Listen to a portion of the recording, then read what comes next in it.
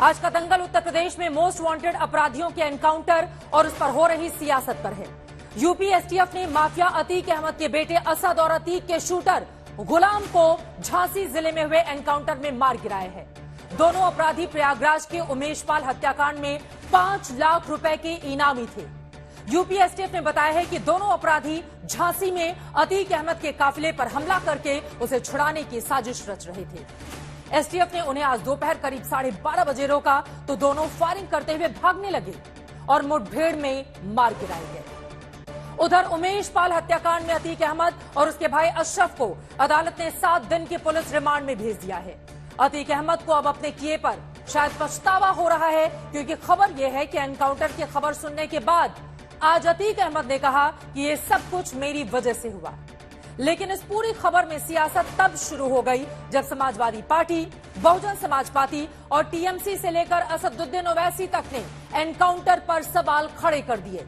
इन दलों ने एनकाउंटर को फर्जी बताते हुए उच्च स्तरीय जांच की मांग कर दी है, जबकि दूसरी तरफ उत्तर प्रदेश सरकार ने 2 अपराधियों को मार गिराने वाली एसटीएफ की टीम को बधाइयां दी।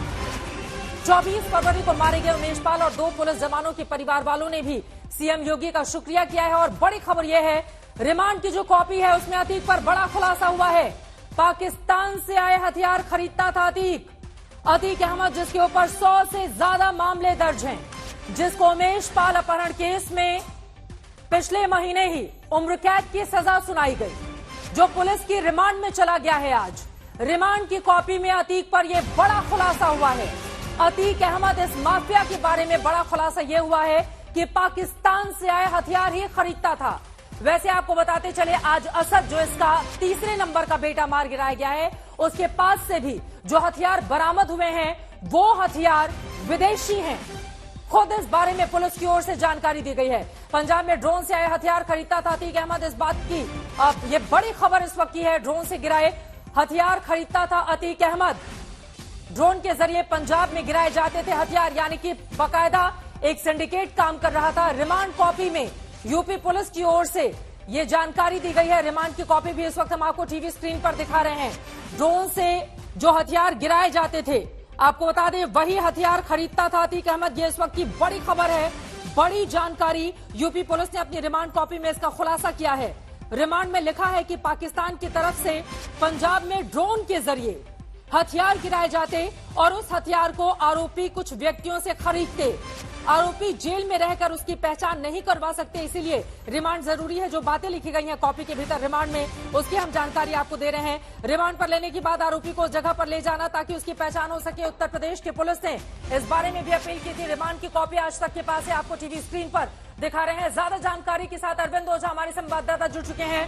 अरविंद, रिमांड की कॉपी दर्शक हमारे देख रहे हैं, जो इसका सबसे मजबूत मजमून है, यूपी पुलिस की ओर से किन बातों में दर्ज है, किस तरह से पाकिस्तान से आए जो हथियार थे उसको खरीदता था अतीक अहमद, उसको लेकर क्या बड़ा खुलासा हुआ है?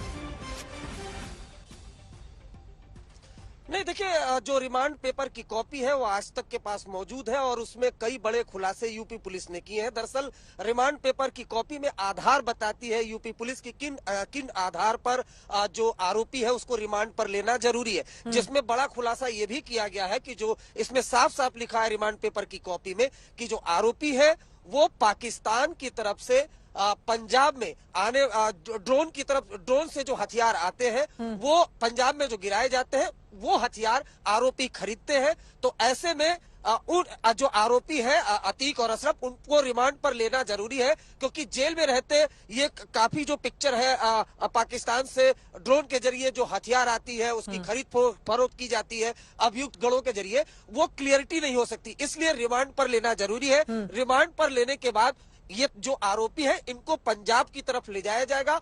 उस शख्स की पहचान की जाएगी जो ड्रोन से पाकिस्तान की तरफ से आने वाले हथियार को रिसीव करता है, उसके बाद इनको बेचता है।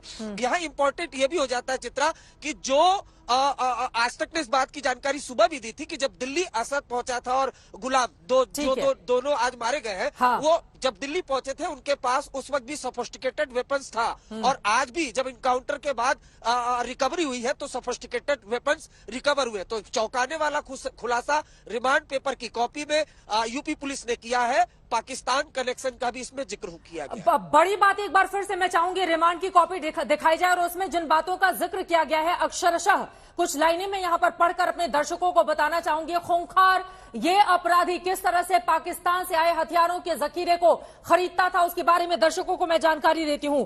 ऊपर की मैं 10 लाइनें छोड़ दी हूं, नीचे जो लिखा हुआ है उसको मैं यहां पर पढ़ रही हूं।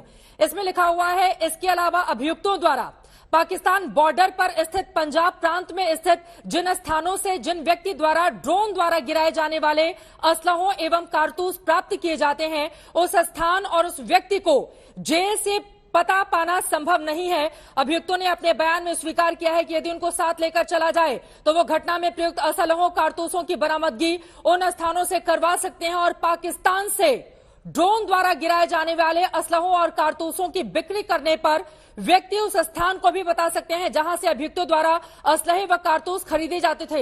यह खुलासा तो अपने आप में बहुत बड़ा हो जाता है। कैसे बकायदा पंजाब में भी एक सिंडिकेट जो पाकिस्तान से जुड़ा हुआ है वो वहां पर ड्रोन से हथियार गिरा रहे हैं, वहां पर कुछ लोग उसको पिक कर रहे हैं, इन अपराधियों तक पहुंचा रहे हैं। इसको लेकर और क्या जानकारी निकलकर सामने आई है अरविंद? नहीं, देखिए, जो पाकिस्तान बॉर्डर की तरफ से लगातार ड्रोन के जरिए हथियारों की सप्लाई गैंगस्टर को हो रही है, उसके अलावा जो पंजाब पाकिस्तान बॉर्डर पर पंजाब की तरफ जो स्मगलर है वो बकायदा रिसीव भी करते हैं और कई बार एजेंसी जो ड्रोन के जरिए हथियार आती है उनको ट्रैक करती है। दिल्ली पुलिस समेत तमाम एजेंसियां उनको ट्रैक करती है। कई ऐसे खेप होते हैं जो पकड़े नहीं जाते और वो आसानी से गैंगस्टर तक पहुंच जाते हैं। और अतीक अहमद, मैं फिर से बता दूं, अतीक अहमद और इसका गैंग काफी बड़ा गैंग है, बकायदा लिस्टेड गैंग है और इसमें कई शूटर शामिल है। तो ऐसे में जो सोफिस्टिकेटेड वेपन्स है, ये जो यूपी पुलिस का दावा है रिमांड पेपर की कॉपी में कि पाकिस्तान की तरफ से जो ड्रोन से वेपन्स की सप्लाई होती है वो पंजाब में ड्रोन के जरिए गिराई जाती है और ड्रोन में जो पंजाब में रिसीवर मौजूद होता है वो रिसीव वेपन्स को रिसीव करता है और अतीक और अशरफ और इनका गैंग वो उस हथियार को खरीदते थे। तो ऐसे में यूपी पुलिस चाहती है कि उस रिसीवर तक भी पहुंचा जा सके। देखिए, उमेश पाल की जो हत्या हुई है उसमें जो वेपन्स इसका इस्तेमाल हुआ है वो सभी सोफिस्टिकेटेड वेपन्स है। अगर आप उस सीसीटीवी फुटेज को देखें तो उसमें साफ पता चलेगा कि जो वेपन्स है वो सोफिस्टिकेटेड वेपन्स है। यहाँ तक कि आज तक को जो एडीजी एसटीएफ है उन्होंने भी बताया है कि जो वेपन्स रिकवर हुए हैं वो विदेशी पिस्टल है। तो इस तरह के सोफिस्टिकेटेड वेपन्स अमूमन भले वो दूसरी कंट्री के हैं लेकिन वो पाकिस्तान से ड्रोन के जरिए ही आजकल सप्लाई होते हैं। तो इस वजह से रिमांड पेपर की कॉपी में खुलासा किया गया है। इसके अलावा और भी कई खुलासे किए गए हैं। पूरी कॉन्स्पिरेसी का जिक्र किया गया है। शाहिस्ता के बारे में पूरी जानकारी दी गई है जो अतीक की पत्नी है। कुछ कोड नेम का भी जिक्र किया गया है कि जो आरोपी है वो कोड नेम में आपस में बातचीत करते थे, उस कोड को डिकोड करना है। वो तमाम चीजें इस रिमांड पेपर की कॉपी में लिखी हुई है। लेकिन बड़ा ठीक है, बहुत शुक्रिया फिलहाल इस जानकारी के लिए। यकीनन जिस तरह की स्थिति बनी हुई है, बाकायदा अब उनको पंजाब ले जाकर पाकिस्तान से ड्रोन के जरिए जो हथियार आते थे उसके बारे में उत्तर प्रदेश की पुलिस और ज्यादा यहां पर जानकारी इकट्ठा करना चाहती है क्योंकि उन्हीं हथियारों के जरिए आतंक का पूरा साम्राज्य अतीक अहमद और उसके परिवार की ओर से खड़े किए गए थे। फिलहाल आज उसके बेटे असद को मार गिराया गया है एनकाउंटर में, लेकिन दूसरी तरफ कई ऐसे विपक्षी दल हैं जो एनकाउंटर को फेक बता रहे हैं, सवाल खड़े कर रहे हैं। इन दलों की ओर से एनकाउंटर को फर्जी बताते हुए उच्च स्तरीय जांच की मांग कर दी गई है। जबकि उत्तर प्रदेश की सरकार ने 2 अपराधियों को मार गिराने वाले एसटीएफ की टीम को बधाई भी दी है, जबकि जो पीड़ित परिवार है उमेश पाल का वो योगी जी का शुक्रिया अदा कर रहा है।